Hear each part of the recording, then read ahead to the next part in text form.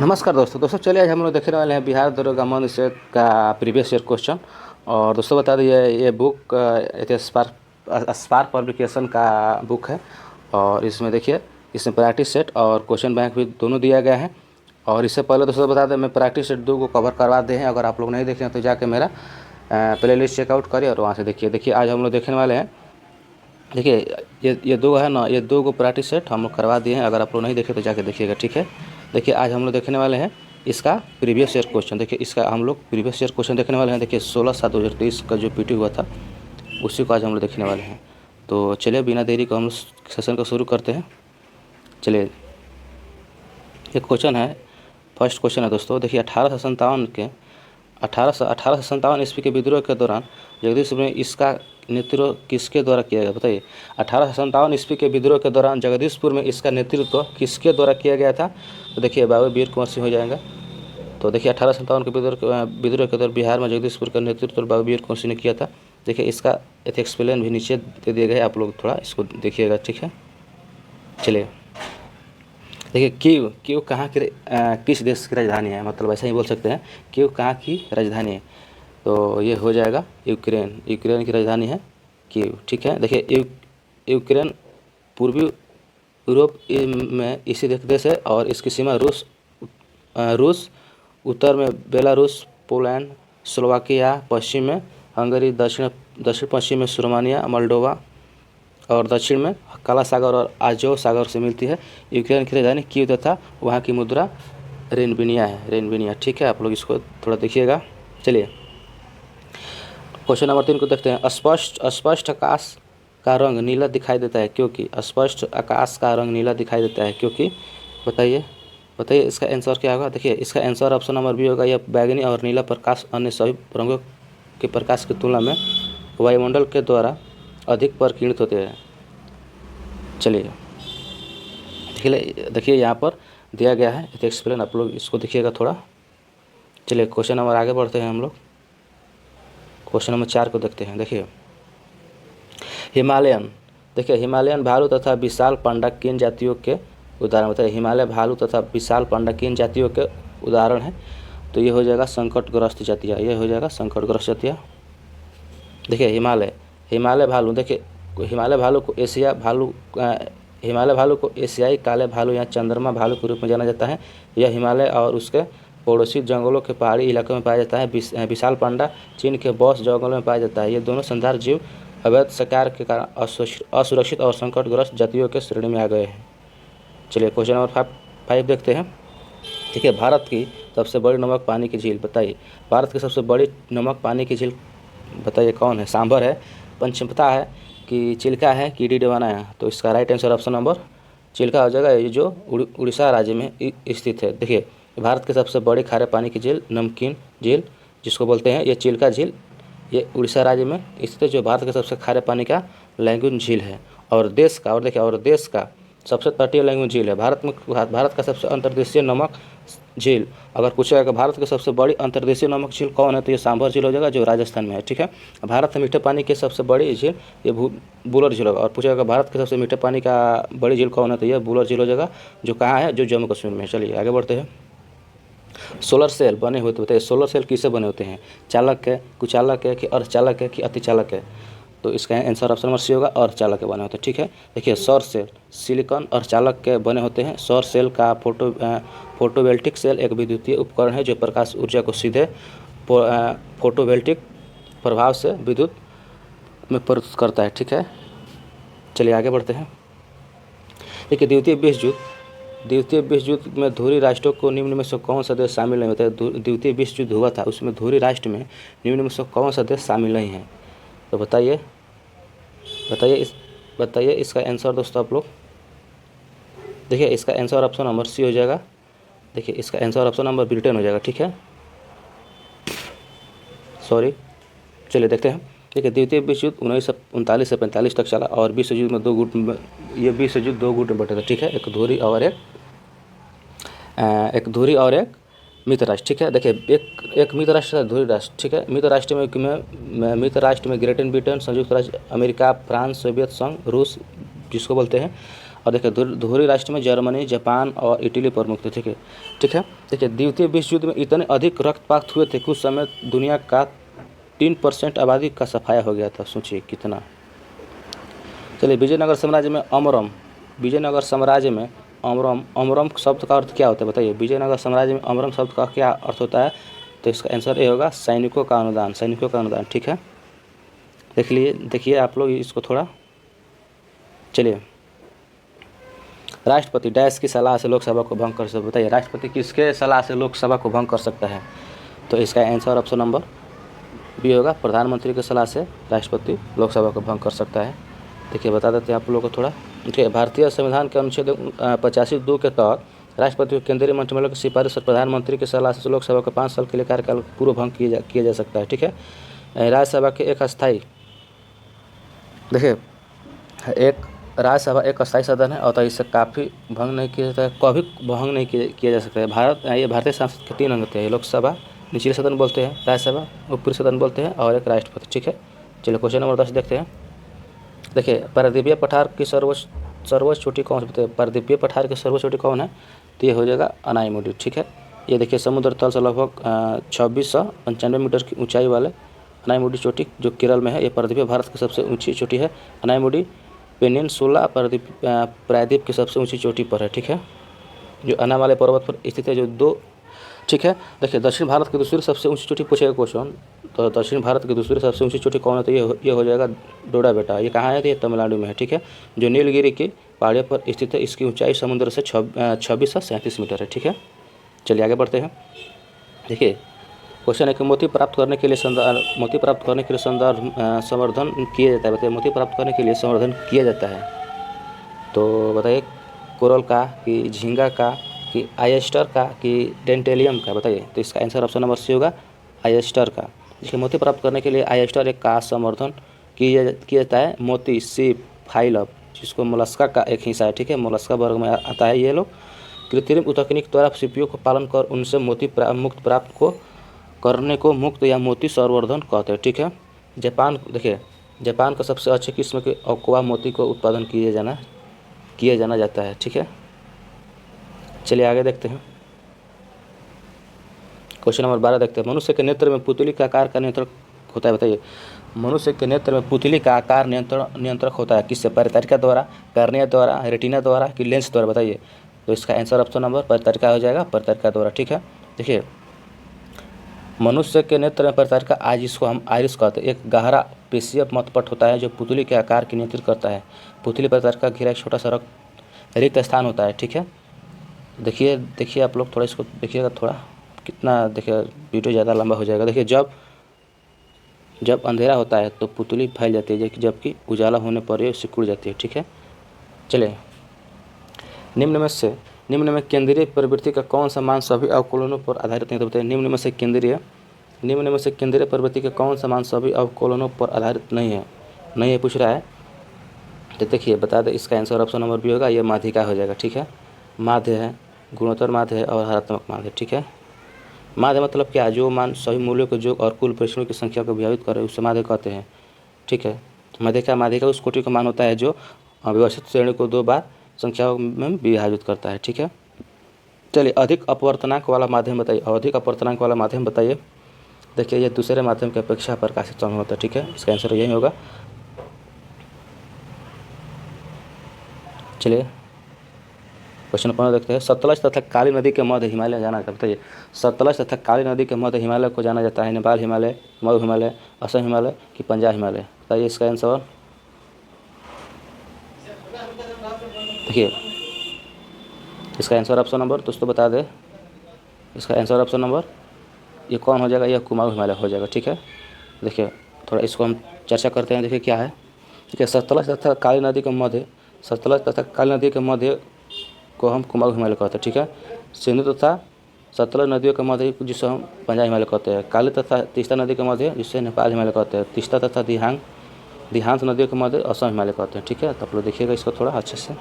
हाल ही में विपर्जय खबरों में, तो बताइए हाल ही में विपर्जय खबरों में था वो क्या था? बताइए वो क्या था? लेखक था कि खिलाड़ी था कि महामारी था कि चक्रवात था? बताइए इसका आंसर। तो इसका आंसर ऑप्शन नंबर ये डी हो जाएगा, चक्रवात था। ठीक है, तो आप लोग इसको थोड़ा देखिएगा। चलिए, अत्यधिक प्रचंड चक्रवाती तूफान विपर्जय एक शक्तिशाली और उष्णकटिबंधीय चक्रवात था। ठीक है,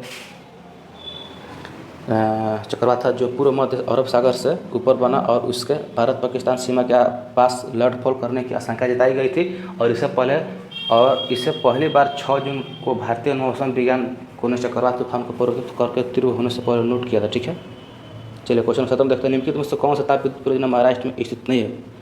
चलते हैं, निम्नलिखित में से कौन सा ताप विद्युत परियोजना महाराष्ट्र में नहीं है। देखिए, ये दोस्तों बता दें, चंद्रपुर है महाराष्ट्र में, तिरोंदा है, ये भी ट्रांबे है। ठीक है, ये कहलगाँव बिहार के भागलपुर राज्य जिला में। ठीक है, बिहार के भागलपुर जिला में है। देखिए, भारत में बिजली का विकास 19वीं सदी के अंत में शुरू हुआ था और 1897 में दार्जिलिंग में बिजली आपूर्ति शुरू हुई थी। ठीक है, देखिए यहाँ पर बताया ना। देखिए, कहलगाँव ताप विद्युत परियोजना ये बिहार राज्य में स्थित है, जो भागलपुर में है। चलिए, गंगा सागर। देखिए, गंगा सागर भरना, गागर में सागर भरना मुहावरे का अर्थ पूछ रहा है। ठीक है, क्या होगा? देखिए, थोड़े शब्दों में अधिक कहना, यानी थोड़े कम शब्दों में ज़्यादा कुछ बोल देना। ठीक है, उसी को गागर में सागर कहा जाता है। चलिए, धुआंधार प्रपात का संबंध निम्नलिखित में से किस नदी से? बताइए, धुआंधार प्रपात का संबंध निम्नलिखित में से किस नदी से है? तो इसका आंसर ऑप्शन नंबर बी होगा, नर्मदा नदी से। ठीक है, देखिए बता देते हैं थोड़ा। धुआंधार जलप्रपात मध्य प्रदेश के जबलपुर जिले में नर्मदा नदी पर स्थित है। यह प्रपात भेड़ा घाट क्षेत्र का प्रमुख दर्शनीय स्थान है। यह नर्मदा की धारा 50 फीट ऊपर से गिरती है, जिसका जल सफ़ेद धुएं के समान उठने लगता है। ठीक है, चलिए, भारत का एकमात्र राजस्थानी माही नदी है जो कर्क रेखा को 2 बार काटती है। तापी महाराष्ट्र नदी है जो जिस पर घनौरा जलप्रपात स्थित है। चलिए, क्वेश्चन नंबर कितना था? 19। और चलिए आगे बढ़ते हैं, 20 नंबर क्वेश्चन देखते हैं। देखिए, 20 नंबर क्वेश्चन है, चंद्रमा का जी का मान बताइए। चंद्रमा पर बड़का जी का मान पूछ रहा है। ठीक है, कितना होगा? तो इसका आंसर ऑप्शन नंबर बी होगा, 6.67 × 10⁻11 न्यूटन मीटर प्रति kg इसका। ठीक है, चलिए, विधान परिषद वाले राज्यों में विधान परिषद के सदस्यों की कुल संख्या उस राज्य के विधान परिषदों के सदस्यों की कुल संख्या की कितने से अधिक नहीं होना चाहिए? बताइए, कितने से अधिक नहीं होता है? तो बता दें दोस्तों, इसका 1/3 से अधिक नहीं होना चाहिए। ठीक है, देख लीजिएगा आप इसको थोड़ा। चलिए, डेबोस शब्द का अर्थ, डेबोस शब्द का तात्पर्य क्या? बताइए, डेबोस शब्द का तात्पर्य क्या है? तो इसका आंसर ऑप्शन डी होगा, जनता। ठीक है, देखिए, प्राचीन ग्रीक में डोमोस शब्द का उत्पत्ति हुआ था। इसका अर्थ लोगों से। ठीक है, डोमोस शब्द में क्रेसी जुड़ जाने से डेमोक्रेसी हो जाता है, जिसका अर्थ है जनता। लोग अपनी स्वेच्छा निर्वाचन में आए हुए किसी भी उम्मीदवार को मत देकर अपना प्रतिनिधि चुन सकते हैं। डेमोक्रेसी का हिंदी का अर्थ बता लोकतंत्र होता है, जहाँ लोक का अर्थ जनता तथा तंत्र का अर्थ शासन, यानी लोकतंत्र जनता के द्वारा तथा जनता के लिए शासन। ठीक है, चलिए 23 नंबर क्वेश्चन देखते हैं। अप्रैल 2023 में प्रमुख फसल बीमा योजना, प्रधानमंत्री फसल बीमा योजना, इसको PMFBI ने कितने पूर्ण रूप कर लिया? कितने वर्ष के लिए पूर्ण रूप कर लिया? 3 साल, 5 साल, 4 साल, 7 साल? बताइए इसका आंसर। ठीक है, इसका आंसर ऑप्शन नंबर 7 साल होगा। ठीक है, देखिए, ये प्रधानमंत्री नरेंद्र मोदी द्वारा 18 फरवरी 2016 को अप्रैल 2023 में प्रधानमंत्री फसल बीमा योजना 7 वर्ष पूर्ण रूप से पूर्ण कर लिया। यह किसानों के संभावित फसल नुकसान के कारण होने वाले आर्थिक नुकसान को बचाती है। बुक्सा टाइगर रिजर्व किस राज्य में? बताइए, बुक्सा टाइगर रिजर्व किस राज्य में है? तो ये पश्चिम बंगाल हो जाएगा। देखिए, ये दुधवा और अमानगढ़ ये उत्तर प्रदेश में है। रणथंभौर और सरिस्का ये राजस्थान में है। कान्हा और बांधवगढ़ ये मध्य प्रदेश में है। सुंदरबन और बुक्सर ये पश्चिम बंगाल में है। ठीक है, संविधान का अनुच्छेद 25 संबंधित होते हैं। संविधान का अनुच्छेद 25 किससे संबंधित है? तो इसका आंसर ऑप्शन नंबर हो जाएगा सी, धर्म की स्वतंत्रता से। ठीक है, देखिए, संविधान का अनुच्छेद 25 के अंतर्गत धार्मिक स्वतंत्रता का अधिकार प्राप्त है। यह भारत के 6 मूल अधिकारों में से एक है। इनमें से अंतःकरण और धर्म के अबाध रूप से मानते हैं। ठीक है, चलिए, नामीब मरुस्थल कहाँ स्थित है? नामीब मरुस्थल कहाँ स्थित है? तो इसका आंसर ऑप्शन नंबर ए होगा, अफ्रीका में होता है। देखिए, नामीब, सहारा और कलारी अफ्रीका में है। ग्रेट विक्टोरिया और सिम्पसन गिब्सन ये ऑस्ट्रेलिया में है। कैलिफोर्निया मोजावे सोनोरन मैक्सिको, ये कहाँ है? तो ये हो जाएगा उत्तरी अमेरिका में। देखिए मोनोग्रोस काबो डी काटा, मोनोग्रोस और काबो डी गाटा ये है यूरोप, ये जो स्पेन में है। ठीक है। पुस्तक देखिए, पुस्तक हिंद स्वराज, पुस्तक हिंद स्वराज निम्नलिखित में से किसके द्वारा लिखी गई थी? बताइए पुस्तक हिंद स्वराज किसके द्वारा लिखी गई थी? ये महात्मा गांधी द्वारा लिखी गई थी। देखिए महात्मा गांधी की और कुछ बुक के बारे में थोड़ा हम आपको बताते हैं। देखिए Hind Swaraj, my experiment with truth और यंग इंडिया और हरिजन, ये महात्मा गांधी द्वारा लिखी गई थी। इंडिया डिवाइडेड, ये डॉक्टर राजेंद्र प्रसाद द्वारा। केसरी, गीता रहस्य और द मराठा, ये बाल गंगाधर तिलक द्वारा। द ब्रोकन विंग और death and destiny, sons of love, ये सरोजिनी नायडू द्वारा लिखी गई। ठीक है, ये सरोजिनी नायडू द्वारा। चलिए आगे देखते हैं। भारत का स्वदेशी, देखिए क्वेश्चन है कि भारत का स्वदेशी लाइट कॉम्बैक्ट एयरक्राफ्ट तेजस ने अपनी हथियार क्षमता के 5वीं जनरेशन को air to air combat missile को जोड़ा। बताइए पृथ्वी अग्नि-1 की पाइथन 5 की सौर्य, तो ये हो जाएगा सी, इसका आंसर सी होगा पाइथन 5। ठीक है, चलिए आगे बढ़ते हैं। बड़े स्क्रीन पर जेम्स बॉन्ड की भूमिका निभाने वाला प्रथम अभिनेता कौन थे? तो ये हो जाएगा सीन कनेरी। ठीक है, देखिए बड़े स्क्रीन पर जेम्स बॉन्ड की भूमिका निभाने वाले सर सीन कनेरी प्रथम अभिनेता थे। वो एक स्कॉटिश अभिनेता थे। वह फिल्म पर काल्पनिक ब्रिटिश गुप्त एजेंट जेम्स बॉन्ड को चित्रित करने वाले प्रथम अभिनेता भी थे, जिन्होंने 1962 ईस्वी और 1983 ईस्वी के बीच 7 बॉन्ड फिल्मों को अभिनय किया था। ठीक है, चलिए क्वेश्चन नंबर 30 देखते हैं। ये इंग्लिश का क्वेश्चन है और इसको ट्रांसलेट करना है इंग्लिश में। देखिए गांधी जी ने सत्याग्रह आंदोलन प्रारंभ किया। बताइए गांधी जी ने सत्याग्रह आंदोलन प्रारंभ किया था और इसको इंग्लिश में बताना है, इंग्लिश में ट्रांसलेट करना है। ठीक है, देखिए इसका आंसर ऑप्शन भी होगा Gandhi ji started the Satyagraha movement. ठीक है, Gandhi ji started the Satyagraha movement. चलिए चमगादड़ तथा पंछी पंख होते, बताइए चमगादड़ तथा पंछी के पंख होते हैं, तो ये समृद्धि हो जाएगा। ठीक है, समृद्धि हो जाएगा। देखिए बता देते हैं समृद्धि के बारे में थोड़ा। चमगादड़ तथा पंछी एक समृद्धि अंग यानी समरूप अंग होते हैं। ठीक है, इसका अर्थ है कि उनके पास अलग अलग विकासवादी उत्पत्ति है। ठीक है, लेकिन कार्यों में समान है। ठीक है, पंछी के पंखों में हाथ के चारों ओर फैले पंख होते हैं, जबकि चमगादड़ के पंख हाथ और अंगुलियां हड्डियां के बीच फैले त्वचा के कारण वे सतही रूप से समान होते हैं। ठीक है, आप लोग समझ गए होंगे। चलिए क्वेश्चन नंबर 31 था और चलिए क्वेश्चन नंबर हम लोग 32 को देखते हैं। NVS 01 क्या है? बताइए NVS 01 क्या है? तो ये हो जाएगा उपग्रह। ठीक है, ये हो जाएगा उपग्रह। चलिए बुस्कियाना गुलजार की एक हिंदी पुस्तक किसके द्वारा संकलित की गई है? बुस्कियाना गुलजार की एक हिंदी पुस्तक किसके द्वारा संकलित की गई है? तो इसका आंसर ऑप्शन नंबर हो जाएगा 20, यशवंत व्यास। ठीक है, चलिए क्वेश्चन नंबर 34 देखते हैं। मैथ का क्वेश्चन है, तो इसका आंसर ऑप्शन नंबर देखिए सी होगा 32 से 46। चलिए इंग्लिश का क्वेश्चन है और इसको देखते हैं, तो इसका आंसर ऑप्शन नंबर टी होगा। चलिए 36 देखते हैं। प्रेरित विद्युत धारा की दिशा दी जाती है। बताइए प्रेरित विद्युत धारा की दिशा दी जाती है किसके द्वारा? फ्लोमिंग के दाएं हस्त के नियम की, फ्लोमिंग के बाएं हस्त के नियम की, फेरेल के दाएं हस्त के नियम की, फेरेल के बाएं हस्त के नियम। देखिए ये प्रेरित धारा का दिशा पूछ रहा है दोस्तों, तो आप लोग पढ़े होंगे। ये हो जाएगा फ्लोमिंग के दाएं हस्त के नियम। ठीक है, इसका आंसर ऑप्शन नंबर ये होगा। चलिए देखिए थोड़ा इसको चर्चा कर रहे हैं थोड़ा। देखिए फ्लोमिंग के दाएं हस्त के नियम, इसका उपयोग विद्युत चुंबकीय प्रेरण के कारण उत्पन्न कंडक्टर यानी प्रेरित विद्युत धारा की दिशा द्वारा पता लगाने के लिए किया जाता है। इस नियम को अनुसार दाएं हाथ की मध्यमा, तर्जनी और अंगूठा तीनों एक दूसरे के लंबवत और तर्जनी चुंबकीय क्षेत्र की दिशा को और अंगूठा चालक की दिशा को प्रेरित धारा की दिशा को व्यक्त करते हैं। ठीक है, मध्यमा प्रेरित धारा की दिशा को प्रेरित करता है। चलिए क्वेश्चन नंबर 37 देखते हैं।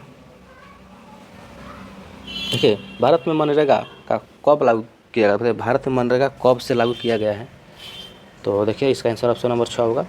ठीक है, ये 6 से लागू है। ठीक है, देखिए और इसको थोड़ा बारे में थोड़ा समझते हैं। देखिए राष्ट्रीय ग्रामीण रोजगार गारंटी योजना, जिसको नरेगा कहते हैं, ये 25 अगस्त 2005 को संसद के दोनों सदनों द्वारा अधिनियम यानी पारित हुआ और 2 फरवरी 2006 को सबसे पहले आंध्र प्रदेश के अनंतपुर से प्रारंभ हुआ। ठीक है, और बाद में यह पूरे देश में लागू हो गया और इस योजना के तहत इच्छुक ग्रामीण मजदूरों को कम से कम 100 दिनों के लिए काम पर गारंटी की न्यूनतम मजदूरी पर यानी काम की गारंटी यानी न्यूनतम मजदूरी पर दी गई। ठीक है, 2 अक्टूबर और 2 अक्टूबर 2009 को इसका नाम बदलकर मनरेगा कर दिया गया। ठीक है, मनरेगा कर दिया गया और जिसमें MG का आ से है महात्मा गांधी। ठीक है, चलिए क्वेश्चन नंबर 38 देखते हैं और इसका आंसर ऑप्शन हम बता देते हैं। ये होगा ही is called a pacemaker. ठीक है, चलिए क्वेश्चन नंबर 39 को देखते हैं। थोड़ा सा देखिए दोस्तों, बाहर से आवाज़ आ रहा है तो आप लोग थोड़ा इसको इग्नोर करिएगा। आप क्या करिएगा, ठीक है, अब रूम पर हम वीडियो बना रहे हैं तो थोड़ा आवाज़ आ रहा है तो इसको थोड़ा इग्नोर करिएगा। देखिए क्वेश्चन नंबर 39 है कि आँख और उसके रोगों से संबंधित चिकित्सा शास्त्र की भाषा को क्या कहा जाता है? बताइए, आँख और उसको रोगों से संबंधित चिकित्सा शास्त्र और भाषा को क्या कहते हैं? तो इसका आंसर ऑप्शन नंबर बी हो जाएगा ऑफ्थाल्मोलॉजी। ठीक है, देखिए ऑप्टोमेट्री ये आँखों और दृष्टि की देखभाल हेल्थ केयर पेशा है। ठीक है, और ऑफ्थाल्मोलॉजी आँख की चिकित्सा विज्ञान। देखिए ओकोलॉजी कैंसर का अध्ययन है और ओडोटोलॉजी हो जाएगा दांतों का अध्ययन। ओडोटोलॉजी दांतों का अध्ययन हो जाएगा। ठीक है, चलिए निम्नलिखित में से कौन सी विशेषता खनिज पदार्थों में नहीं पाई जाती? बताइए, निम्नलिखित में से कौन सी विशेषता खनिज पदार्थों में नहीं पाए जाते हैं? तो बताइए इसका आंसर क्या होगा। देखिए इसका आंसर ऑप्शन नंबर सी होगा, योग खत्म नहीं होते। ठीक है, योग खत्म नहीं होते हैं। चलिए क्वेश्चन नंबर आगे देखते हैं, बढ़ते हैं। कोरापुटा। ठीक है, कोरापुट के खाने भारत के किस राज्य में स्थित है? ये हो जाएगा उड़ीसा में। कोरापुट भारत के उड़ीसा राज्य के कोरापुट जिले में स्थित है। यह एक शहर है। ठीक है, उड़ीसा का प्रमुख बक्साइड बेल्ट कलाहांडी और कोरापुट जिले में स्थित है। चलिए औरंगजेब की मृत्यु कब हुई थी? बताइए औरंगजेब का मृत्यु कब हुई थी? तो इसका आंसर ऑप्शन नंबर बी होगा 1707 में। ठीक है, देखिए मुगल सम्राट औरंगजेब का जन्म 3 नवंबर 1618 को उज्जैन के दोहार नामक स्थान पर हुआ था। 18 मई 1637 को भारत से राजघराने दिलराम बानो बेगम के साथ औरंगजेब का निकाह हुआ और औरंगजेब सुन्नी धर्म को मानता था। ठीक है, और उसे जिंदा पीर भी कहा जाता था। देखिए इससे ना झरोखा दर्शन, यानी जो झरोखा दर्शन का मतलब खिड़की से किसी को मतलब देखना और उसे मतलब आंखें में आंखें बात डालकर बात करना, चाहे जो भी ऐसा मतलब होगा, यानी वहाँ से देखा ना। ठीक है, प्रथा नौरोज। देखिए नौरोज मानने पर रोक लगाई थी। ठीक है, और इसने इस्लाम स्वीकार न करने का कारण 9 सिखों को 9 गुरु तेग बहादुर की हत्या कर दी। ठीक है, तो चलिए आगे देखते हैं।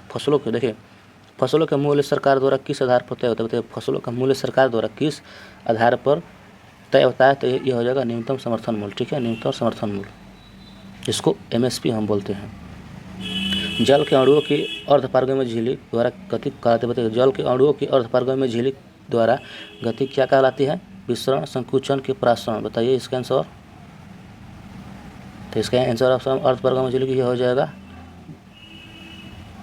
दोस्तों, बता देते हैं, प्रासरण हो जाएगा। ठीक है, यह प्रासरण हो जाएगा। चलिए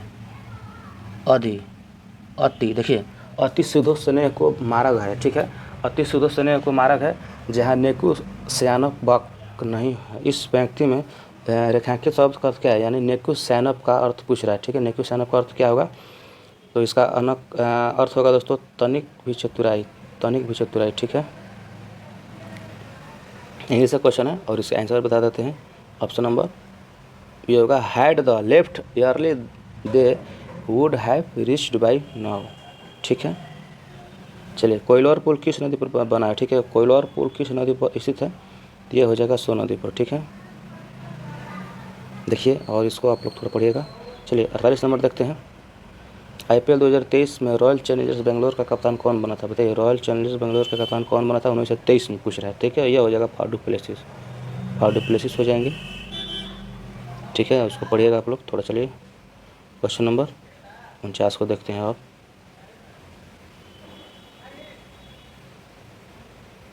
देखिए क्वेश्चन नंबर 49 है कि नाथपा जाकरी पावर प्रोजेक्ट किस राज्य में है? तो इसका आंसर ऑप्शन नंबर बी होगा हिमाचल प्रदेश में।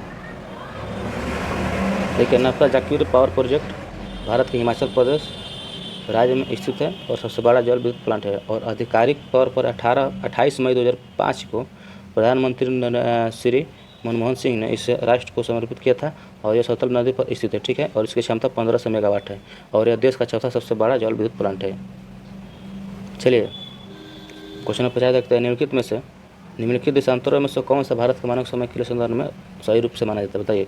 तो इसका आंसर ऑप्शन नंबर ए होगा 82 डिग्री 30 मिनट, ठीक है, पूर्वी।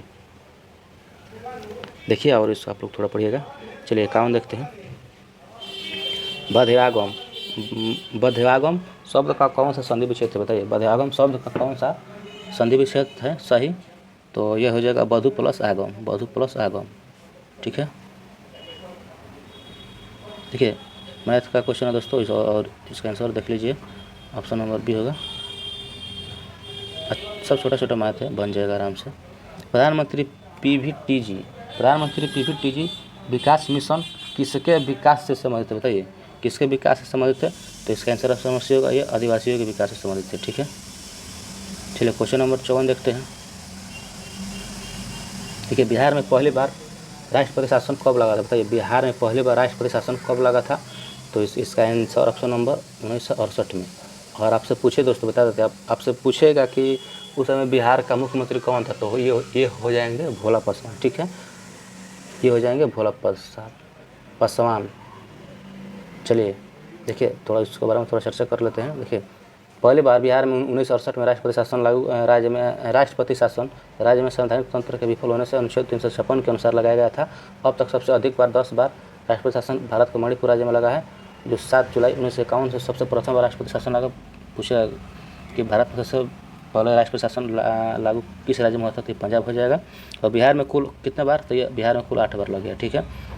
और आखिरी बार 2005 में मार्च नवंबर 2000। देखिए पूछेगा कि बिहार में आखिरी बार कब लगा था राष्ट्रपति शासन, तो 2005 में लगा था, मार्च से नवंबर यानी कुल 262 दिन। चलिए भारतीय अंतरिक्ष नीति 2023। देखिए भारतीय अंतरिक्ष नीति 2023 के अनुसार कौन सा संस्था अंतरिक्ष प्रौद्योगिकियों के अनुसंधान और विकास पर ध्यान केंद्रित करेगी, तो इसका आंसर ऑप्शन नंबर डी होगा, इसरो करेगी। चलिए बास्केटबॉल के मैदान को कहते बताइए। बास्केटबॉल के मैदान को कहते हैं, क्या कहते हैं, कोर्स, फील्ड, कोर्ट, एरिना, तो इसका आंसर ऑप्शन नंबर एरिना हो जाएगा, बी। चलिए क्वेश्चन नंबर 57 देखते हैं। राज्यसभा में कितने सदस्य मनोनीत किए जाते हैं, बताइए। राज्यसभा में कितने सदस्य मनोनीत किए जाते हैं, तो इसका आंसर ऑप्शन नंबर बी होगा, ए होगा, 12 को मनोनीत किए जाते हैं। चलिए 58 देखते हैं। सरकार द्वारा अवरोधों अथवा प्रतिबंधों को हटाना क्या कहलाता है, बताइए। सरकार द्वारा अवरोधों अथवा प्रतिबंधों को हटाना क्या कहलाता है, ये हो जाएगा उदारीकरण, ठीक है। ये हो जाएगा उदारीकरण, ठीक है।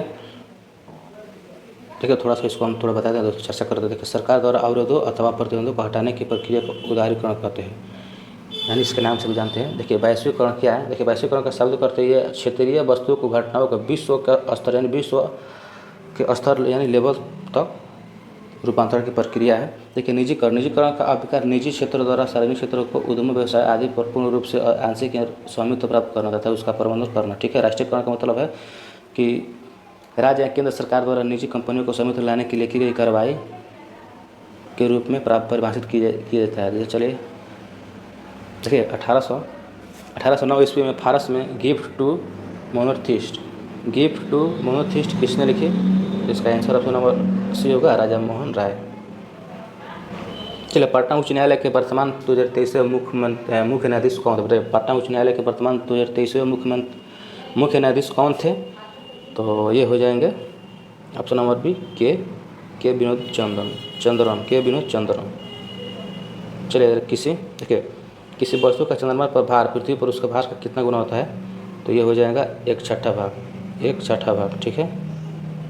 चलिए गुरु दक्षिणा। देखिए गुरु दक्षिणा शब्द में कौन सा समास है, बताइए। गुरु दक्षिणा शब्द में कौन सा समास है, तो ये हो जाएगा तत्पुरुष समास। गुरु के लिए दक्षिणा, ऐसा इसको हम लोग प्रकाशित कर सकते हैं, गुरु के लिए दक्षिणा यानी गुरु दक्षिणा, तो ये हो जाएगा तत्पुरुष समास, ठीक है। चलिए आगे देखते हैं 63 नंबर। देखिए पानी का क्वथनांक सेल्सियस में होता है, पानी का क्वथनांक सेल्सियस में कितना होता है, 100 डिग्री, 104 डिग्री, 337 डिग्री कि 373 डिग्री। तो इसका आंसर ऑप्शन नंबर देखिए, पानी 100 डिग्री सेल्सियस पर खौलने लगता है। ठीक है, वही पूछ रहा है क्वथनांक। ठीक है, पानी का देखिए, पानी का क्वथनांक समानता क्वथनांक सेल्सियस में 100 डिग्री सेल्सियस या और फ़ारेनहाइट में 212 होता है और सेल्सियस में 373 होता है। जिस ताप पर किसी पदार्थ की तरल अवस्था को उसके गैसीय अवस्था में परिवर्तित किया जाता है उसके पहचान उसके पदार्थ क्वथनांक होता है। ठीक है, जो कोई गैसीय अवस्था है उसको जिस तापमान पर किसी पदार्थ को तरल है जिससे पानी है उसके गैसीय अवस्था में परिवर्तन कर देंगे तो उसको हम क्वथनांक बोलेंगे। ठीक है, ऐसा कहना है। देखिए, रिवर्स रेपो रेट में वृद्धि क्या होती है? तरलता बढ़ाती है, तरलता घटाती है, तरलता को प्रभावित नहीं करती है कि दीर्घकालीन ब्याज दर अस्थायी पूंजी विनियोग को प्रभावित करती है। तो इसका आंसर ऑप्शन नंबर बी हो जाएगा, तरलता को घटाती है। ठीक है, रिवर्स रेपो रेट तरलता को घटाती है। तरलता यानी पैसा यानी कैश जो पैसा है उसका मात्रा कम हो जाती है। ठीक है, मैथ का क्वेश्चन और इसका आंसर ऑप्शन नंबर सी हो जाएगा 50%। ठीक है, चलो सिनेमेटोग्राफी सिनेमेटोग्राफ संशोधन विधेयक जो देश का मुख्य उद्देश्य क्या है? तो सी हो जाएगा, पायरेटेड फिल्म कंटेंट को रोकना एवं वायु के अनुसार रेटिंग करना। ठीक है, सिनेमेटोग्राफ। चलिए आगे देखते हैं।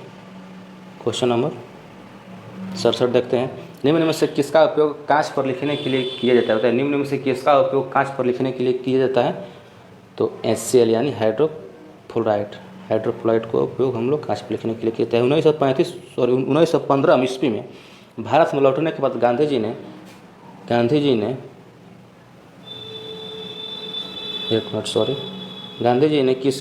किस तरह कपड़ों को पहनने का निर्णय लिया? बताइए।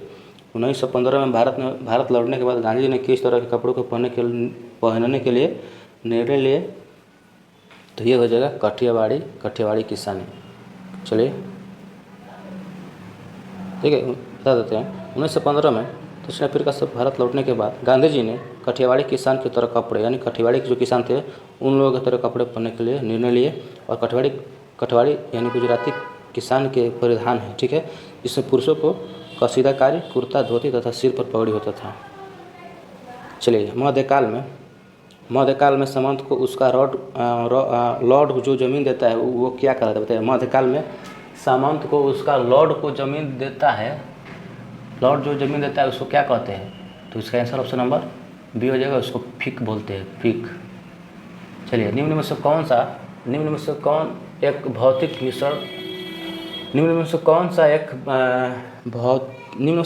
मिश्रण है? बताइए। मिश्रण नहीं है, निम्न में से कौन सा एक मिश्रण नहीं है? तो इसका आंसर ऑप्शन नंबर ए होगा, अवसादित जौ। देखिए, हवा है, दूध की मिश्रित पेय है, आयोडीकृत नमक है।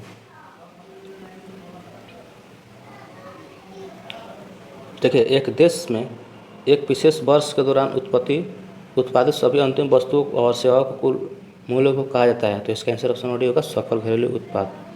ठीक है, सकल घरेलू उत्पाद जिसको हम GDP बोलते हैं। देखिए, इसको देखते हैं। एक देश में एक विशेष वर्ष के दौरान उत्पादित सभी अंतिम वस्तुओं एवं सेवाओं का कुल मूल्य को सकल घरेलू उत्पाद इसको GDP कहा जाता है। भारत में सकल घरेलू उत्पाद में सेवा क्षेत्र का योगदान सबसे अधिक होता है। भारत में सरल घरेलू उत्पादन में सेवा क्षेत्र का योगदान सबसे ज़्यादा है। ठीक है, सेवा क्षेत्र में जैसे बैंकिंग हो गया, ये सब कुल आता है। ठीक है, भारत में GDP का गणना की पूरी तरह जिम्मेदारी सांख्यिकी कार्यक्रम क्रियान्वयन मंत्रालय के अंतर्गत सांख्यिकी संगठन SCSO के द्वारा होता है। ठीक है, चलिए आगे देखते हैं।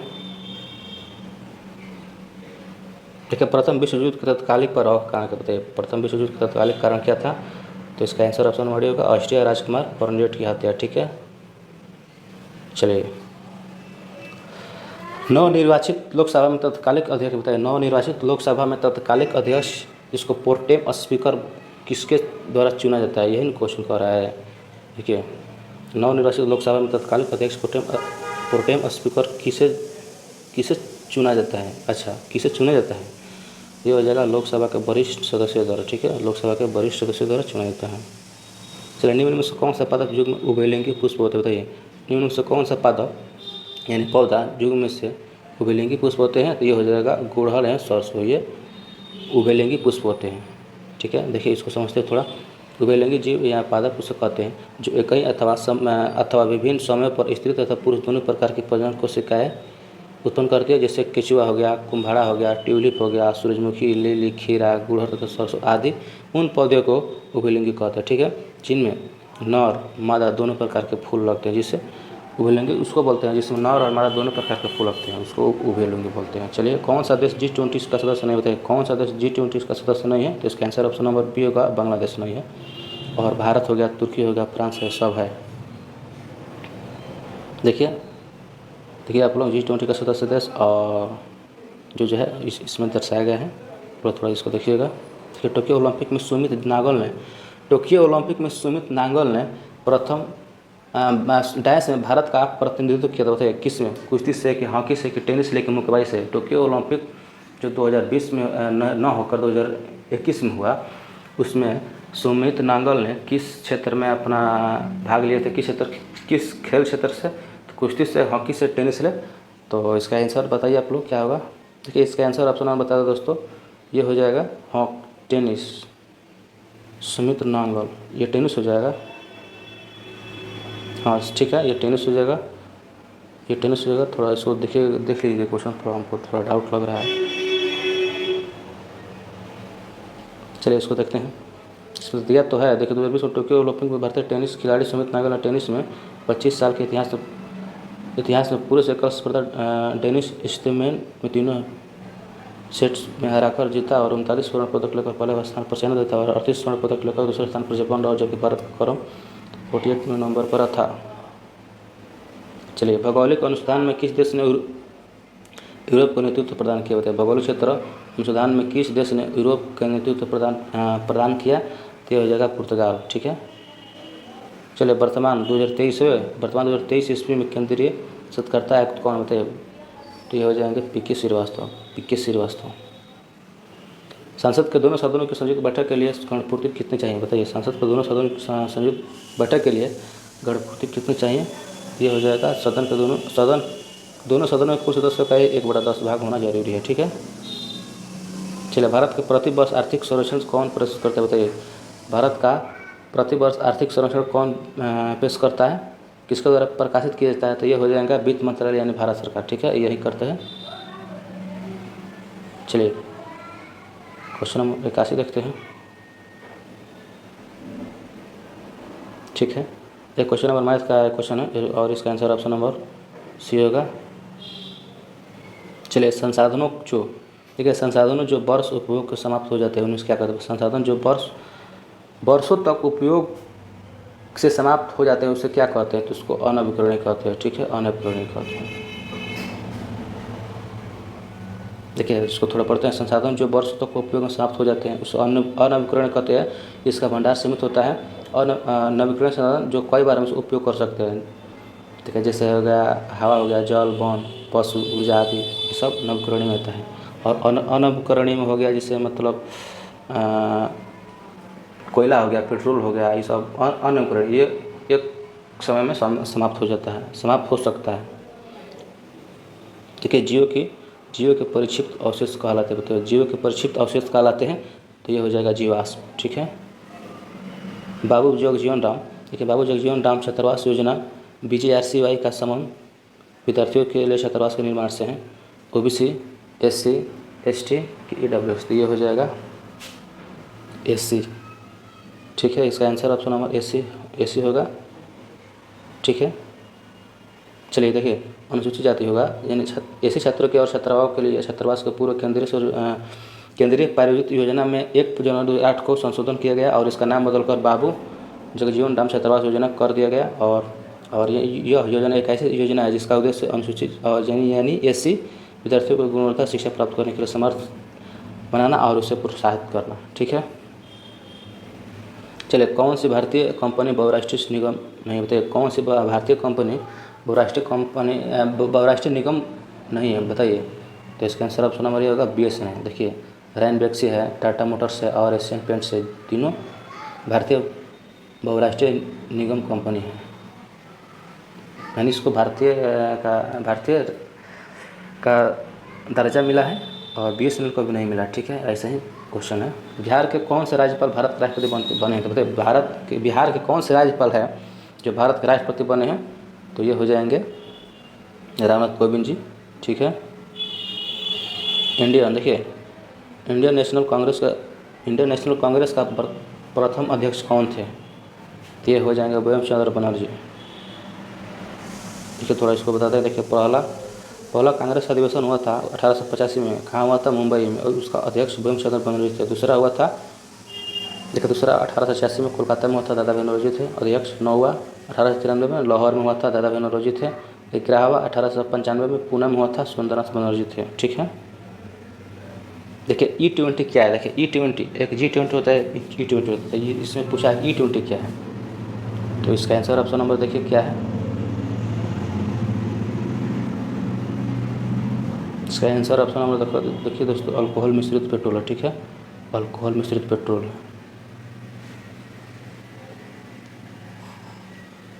चलिए 89 देखते हैं। डैश एक आवश्यक तत्व है जिसका उपयोग प्रोटीन के संश्लेषित में किया जाता है। तो ये हो जाएगा नाइट्रोजन। नाइट्रोजन एक आवश्यक तत्व है जिसका उपयोग प्रोटीन के संश्लेषण में किया जाता है। ठीक है। चलिए 90 अंतर्राष्ट्रीय शांति दिवस कब मनाया जाता है? अंतर्राष्ट्रीय शांति दिवस कब मनाया जाता है? तो इसका आंसर ऑप्शन नंबर ये होगा 21 सितंबर को मनाया जाता है। ठीक है। चलिए 91 भारतीय संविधान का कौन सा अनुच्छेद सर्वोच्च न्यायालय के बारे में वर्णित है? बताइए भारतीय संविधान का कौन सा अनुच्छेद सर्वोच्च न्यायालय के बारे में वर्णित है? तो ये हो जाएगा 124। ठीक है। देखिए भारतीय संविधान अनुच्छेद 124 सर्वोच्च न्यायालय के बारे में वर्णित है। भारत की न्यायिक व्यवस्था की इकहरी और एकीकृत है, जिसका सर्वोच्च शिखर भारत का उच्चतम न्यायालय होता है। यह दिल्ली में स्थित है। उच्चतम न्यायालय के न्यायाधीश बनाने के लिए न्यूनतम सीमा निर्धारित नहीं किया गया है, और एक बार नियुक्त होने के बाद इसके अवकाश ग्रहण करने की अवधि 65 वर्ष होता है। ठीक है। चलिए IPL 2023 की विजेता टीम बताइए। IPL 2023 की विजेता टीम हो जाएगा, ये हो जाएगा चेन्नई सुपर किंग्स। ठीक है, चेन्नई सुपर किंग्स। चलिए क्वेश्चन आगे देखते हैं। 93 नंबर, भारत के राष्ट्रीय प्रतिदर सर्वेक्षण संगठन का क्या उत्तरदायी है? यह हो जाएगा बी, विभिन्न क्षेत्रों में अखिल भारतीय स्तर पर बड़े पैमाने पर सर्वेक्षण करना। ठीक है। चलिए भारत सरकार का प्रथम लॉ ऑफिसर किसे बना है, कि कौन है? भारत सरकार का प्रथम लॉ ऑफिसर, तो ये हो जाएगा अटॉर्नी जनरल को बोलते हैं। नौजवान भारत सभा, देखिए नौजवान भारत सभा की स्थापना किसने की थी? तो ये हो जाएंगे भगत सिंह। ठीक है, ये भगत सिंह हो जाएगा। देखिए नौजवान भारत सभा की स्थापना 1926 में भगत सिंह ने की थी, और यह एक वामपंथी संगठन था जिसने मजदूर और किसानों युवाओं को एक साथ इकट्ठा करके आज़ादी मांगी गई थी। इसके संस्थापक सदस्य छबील दास तथा यशपाल थे। पब्लिक सेफ्टी बिल के विरोध में 8 अप्रैल 1929 को कुटकेश्वर दास भगत सिंह ने सेंट्रल लेजिस्लेटिव असेंबली में बम फेंका था। ठीक है, आप लोग इसको पढ़िएगा। भारत में एक्सपोर्ट प्रीपेयरनेस इंडेक्स निर्यात तैयारी सूचकांक का प्रकाशन निम्नलिखित में से कौन करता है? तो ये हो जाएगा नीति आयोग करता है। ठीक है। देखिए तापमान की इकाई क्या होता है? तापमान की इकाई केल्विन, एक सेल्सियस, फॉरेनहाइट, लीडेन। तापमान का है ऐसी इकाई हो जाएगा केल्विन। ठीक है। चलिए क्वेश्चन नंबर 98 देखते हैं।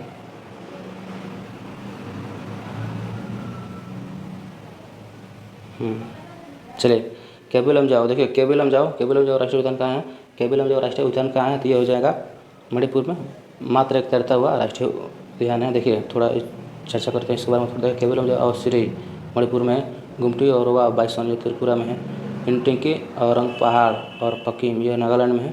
डम्फा, मुरलेन, लोंगटेंग और थोरांग ये मिजोरम में है। ठीक है। अंतर्राष्ट्रीय जैव विविधता दिवस 2023 की थीम क्या था? अंतर्राष्ट्रीय जैव विविधता दिवस 2023 की थीम क्या थी? तो इसका आंसर ऑप्शन नंबर होगा फ्रॉम एग्रीमेंट